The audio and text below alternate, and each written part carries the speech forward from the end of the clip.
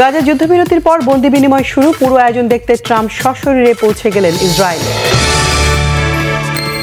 Dhaka সেনানিবাসের MES ভবনকে সাময়িকভাবে কারাগার ঘোষণা।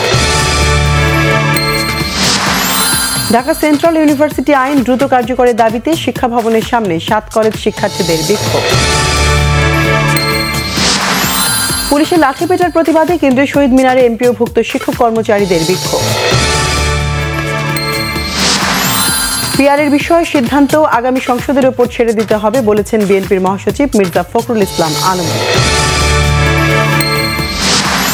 নির্বাচনে গুরুত্বপূর্ণ হয়ে উঠবে জেনজি প্রজন্ম ও নারী ভোটারদের সিদ্ধান্ত। ইনোভেশন জরিপের ফলাফল নিয়ে আলোচনা। ধর্ম উপদেষ্টা আফম খালিদ বলেছেন, সেফ এক্সিটের কিছু নেই, টাকা লুট করেননি, পালানোর দরকার নেই। প্রাথমিক শিক্ষা প্রতিষ্ঠানে সঙ্গীত শিক্ষকের বদলে ধর্মীয় শিক্ষক নিয়োগের দাবি হেফাজতে ইসলামের।